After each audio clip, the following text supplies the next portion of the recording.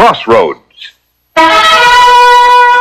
Each Crossroads story is based on the actual experiences of American clergymen, pastor, priest, or rabbi, the men who give inspiration and guidance to people at the crossroads of life. These dramatic stories are presented with the cooperation of our Board of Advisors, Captain Maurice M. Witherspoon, Father George B. Ford, and Dr. William F. Rosenblum.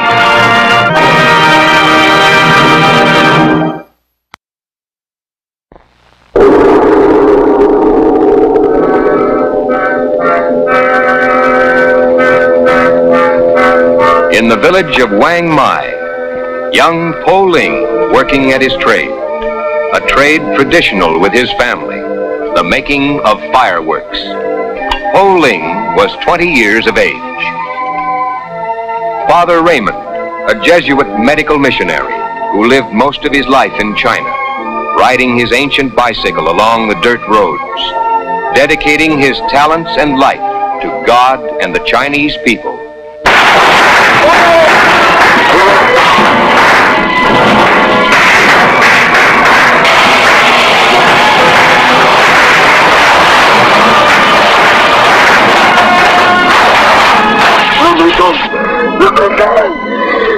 Po Ling, the body exploded. He wants to die.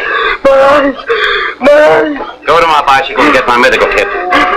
Let me have it. Po Ling, this is Father Raymond. Please let me die. I'm going to help you. I'm going to take you to my dispensary at Angpo. No. First, I'm going to give you something to ease the pain. Then I'm going to examine your eyes.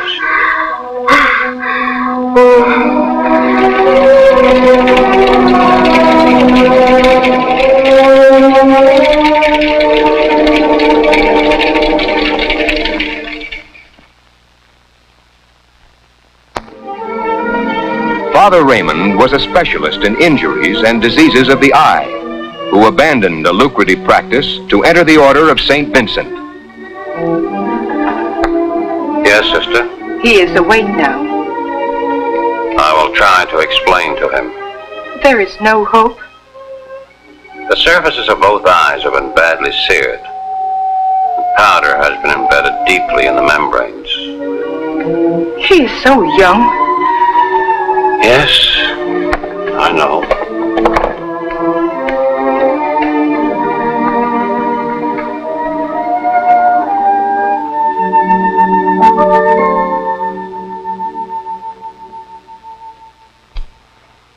The pain, it's bad. Like fire eating into my brain. There's only one way I can stop the pain. My eyes. You want to take away my eyes? The pain will go with them. You will not feel it again. Why did you bring me here? Why didn't you let me destroy myself as I wanted to? Because it would be a sin for you to take your life. It is better to die than to live the life of a blind man. To be a burden on relatives who are already burdened. To beg for a living. Is this the kind of a life you want to save me for? I cannot let you die. Either as a doctor or as a priest. It's my life, not yours. Well, it's not your life, really. It's given to you in trust to live. Therefore, you haven't the right to destroy it, any more than you have the right to destroy the life of another. Those are the beliefs of your Christian faith. I am not a Christian. I am. What kind of a life would it be? Never to see the sun, the trees, or the flowers. Never again to see the face of my parents or my friends. To live alone in darkness, knowing that for me, there can never be light. It is not given us to know the future. I know my future. Darkness. Black darkness. Sight is only one of the five senses. And God in His goodness. Your God in His goodness. goodness, has many ways of compensating for the loss of one of these senses. It's a known fact that the hearing, the smell, the touch, the taste of blind people becomes more acute to make up for this loss. Father, I am grateful. You are trying to be kind to me. If you want to prove your kindness, the goodness of your God, let me die. Perhaps if you will trust me, believe, I will help you find another light, an inner light. Don't preach to me. Help me. The pain, I can't bear it.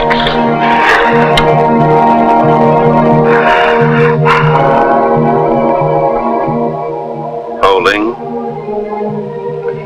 Yes. You understand everything I have done up to now. I've given you a sedative to reduce the pain. Yes. I don't want you to have any doubts.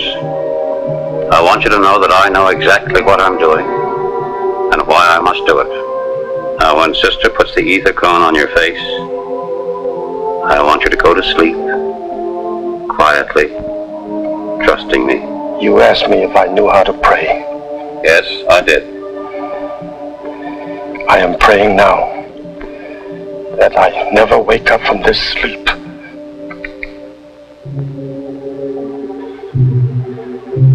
Now, I am ready to begin.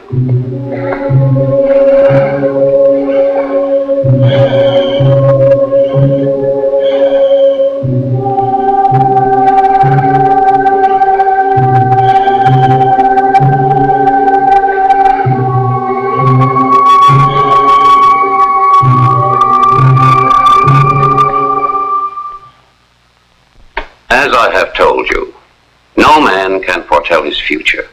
How do you know what tomorrow brings? Tomorrow. All my tomorrows will only be more of today's. The history of the world is full of examples of men who have suffered as you have suffered. Men who have been stricken, but who went on to glory. For example, the poet Milton, who wrote, "Paradise lost, and then paradise regained, was blind." The greatest historian and authority on the conquest and history of South America and Mexico was blind. Great musicians have been blind and deaf, but they gave the world a beauty and a harmony that might have been lost if they didn't possess the courage and the faith to rise above their afflictions. They were educated or gifted with a talent. I'm a Chinese peasant who knows nothing but to work with these hands. Do you think I can sit here existing forever on your charity? Already the food you give me turns sour in my mouth. Patience, my son. Patience. Patience. Will patience restore my sight? No, but patience and understanding and faith will show you that inner light that I've tried to explain to you. Far more glorious than the light of the sun. That light will flow down to you from the Son of Heaven himself. You are now speaking of miracles. I'm speaking of what I know, what I've seen with my own eyes. Father Raymond, during the long years you have been in China, you have seen with your own eyes what happens to one like me. You know that life, even for the strong and healthy, is nothing more than a struggle against poverty and starvation. As for the afflicted, it is a hell far worse than the hell of Satan. But you must have faith. You must believe. I believe you should have let me die. So, you still wish for death? I will seek death until I find it. But you cannot take your own life. I've told you that. You would be committing almost the greatest sin. Father Raymond, I became a Christian because of you. Out of my love for you. Out of my gratitude for all you have done for me. I accepted your faith. I have even tried to live it. But I'm still blind. Useless, hopeless. Suppose you could be self-supporting. A blind man in China, self-supporting. Supposing I were to suggest to you a business whereby you would not only be self-supporting, but also so dangerous that if you were caught, you would certainly lose your life. If you knew that at any minute of the day or night, that death could come to you at the hands of someone else, would you be willing to wait for it to come to you rather than destroy yourself? Yes, You promise? I promise. Show me this way. What must I do? You must find your way alone, by night and by day, over country roads and through city streets, to operate under the noses of the communist forces who control this district. Teach me what I must know, Father. I will. Splendid. You haven't made one mistake. This stick you made me seemed to have eyes. Now try it once again.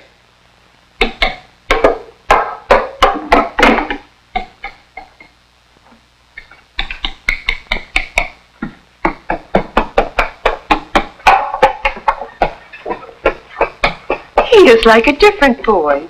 What are you doing with him, Father? Well, God forgive me if I'm doing something wrong, but I'm teaching Po Ling to become a smuggler.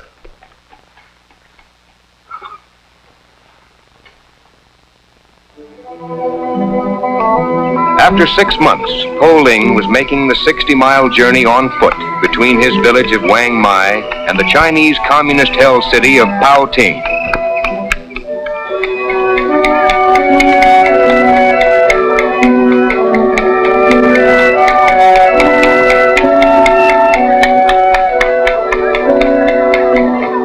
Guided by his stick and his instinct, he made his way through the streets of the city in full sight of the Red soldiers and officials. And to a certain dark cellar where he acquired his contraband, a certain wine known as Po Ling, a ceremonial beverage. And for centuries it has been a part of the rituals of coming of age, of betrothal, of marriage, of the birth of a child. But the Reds had prohibited the making and the selling of Po Ling on the grounds that the ingredients going into it were needed for the support of their army.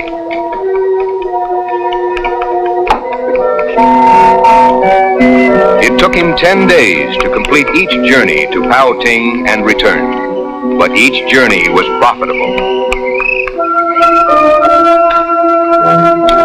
For back in his village, Po Ling sold the Po Ling in small bottles. His friends and neighbors, knowing the risks he took in bringing it to them, paid him gladly and well for the ceremonial wine.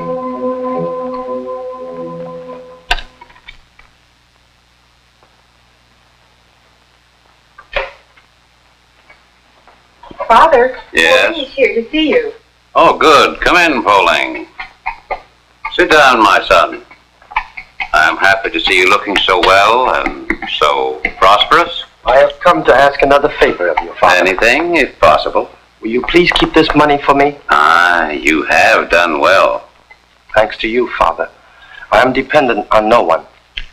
You know, this makes me a repository for your illegal gains. Illegal gains? Why, for centuries, the wine I smuggled, this Po Ling has been necessary to my people as part of their lives. For celebrating the coming of age, for pledging the marriage betrothal, for rejoicing in the birth of a son. Ah, but the Reds say they need the ingredients for the support of their army. But you and I know better, Father. My people need this wine to carry on the traditions of their families. They need it for the good of their souls. Call it what you will. They need it. Will you keep the money? I will keep it. My son, have you found peace within yourself? No, Father.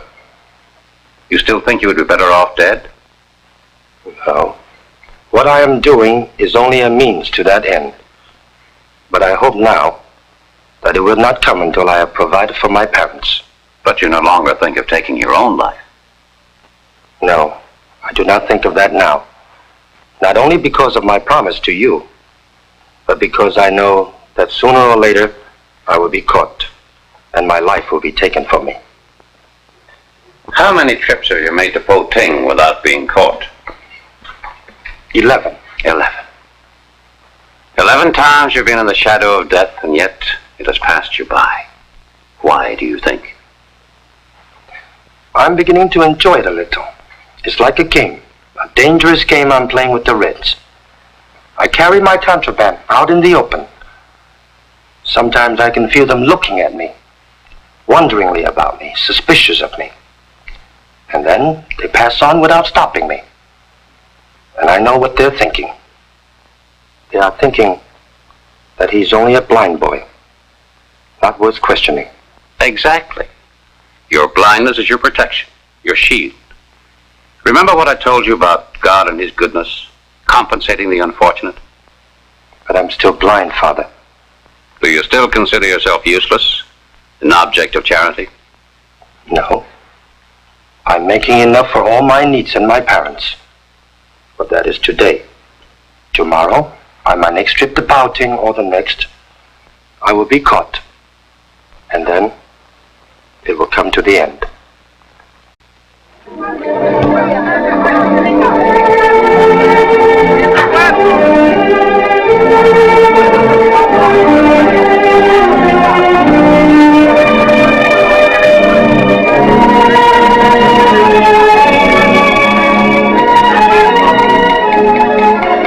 Then, one day in Po Ling, that tomorrow Po Ling predicted finally confronted him.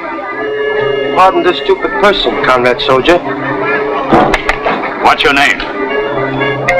My name is Po Ling. And where do you live? My village is Raymond. What are you doing so far from home here in Po Ling? Is it forbidden to visit Po Ling? Answer my questions. I have seen you here in Po Ling before. It is possible. I have been here many times. And what brings you so many times to Po Ling? I'm a merchant. And what kind of business are you in, comrade merchant? I am a smuggler. I buy and sell contraband, Keye. What kind of a game are you trying to play with us? A blind man, a smuggler. You asked me a question. I told you the truth. See what this fool is carrying in those cans.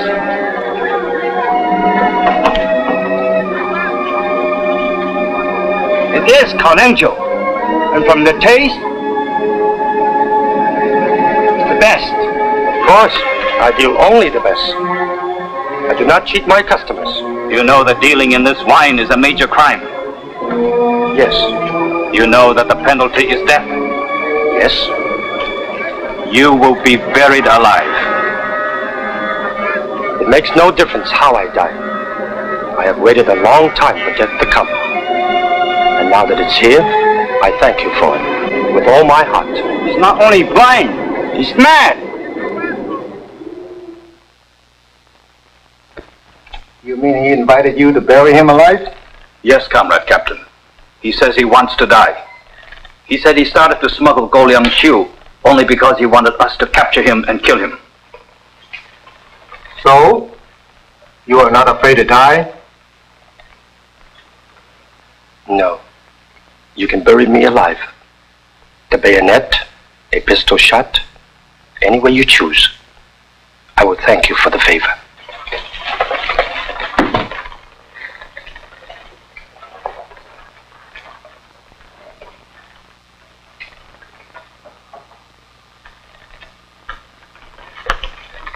Why do you bother me with the babbling of a madman? But comrade captain, the order was to... Can't you see for yourself? He's crazy. But the law... I told him that, sir. Killing a blind man or a cripple is the worst kind of bad luck. Po Ling, or whatever your name is. If you can understand what I'm telling you, don't show yourself in Po Ling again. If you do, it won't be buried alive, or shot, or even a bayonet for you. I will have you locked up in a nice little cell and leave you to a slow death. Take him out of here.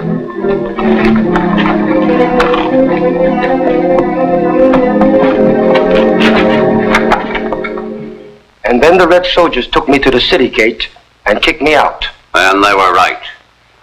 Po Ling, you're a fool. You've ruined everything.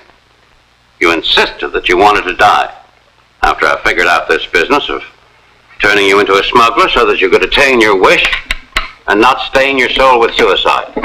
So, what happens?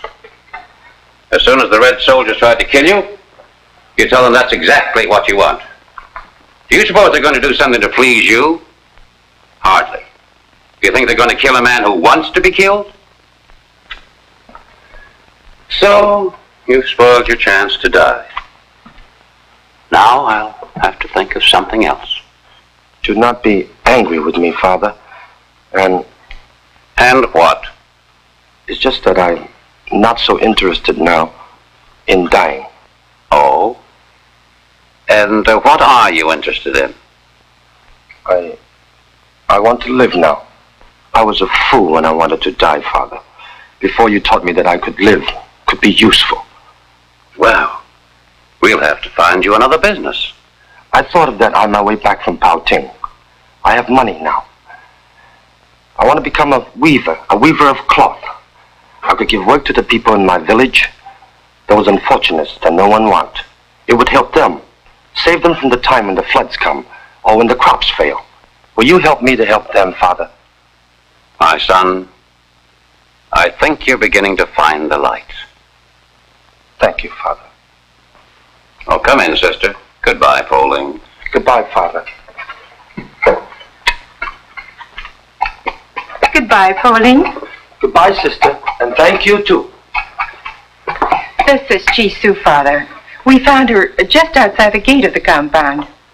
She's hungry and a little frightened. Tell her that she has nothing to fear now. She's almost beautiful.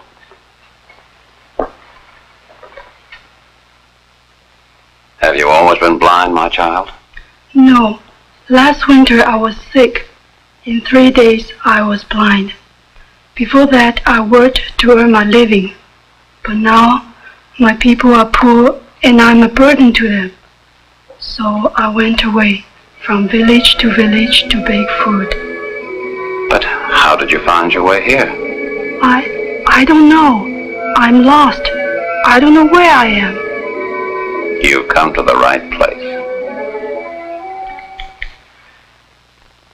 I have chosen you to work with me because I know so well the problems and heartaches of those who believe themselves to be useless, a burden. Then through Father Raymond, I discovered what a fool I was. I learned to live again, to hope again. So, you have not only made yourself into a rising young manufacturer, but the entire village looks upon you as a benefactor. What I am, Father, you made me. And what he has learned, you can learn. What he has done, you can do. I would like you to know that neither age nor affliction need make anyone a burden. Waiting for the end. When I learned not to feel sorry for myself, I learned to live again. And should you ever feel sorry for yourselves again, I'd like you to remember that old story of the man who cried because he didn't have any shoes, until he met a man who didn't have any feet. Are you happy, my son? I think so, Father. At least I'm happy in what I'm doing. But sometimes I'm a little sad, lonely. I've brought you someone who needs help, just as you needed help. I give it gladly, Father, if I can. You can.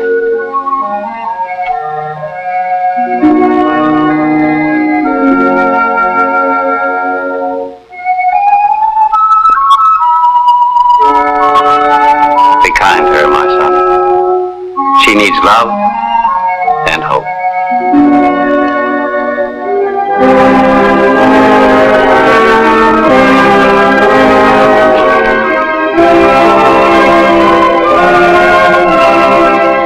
God moves in mysterious ways, his wonders to perform. I wonder if Po Ling saved any of the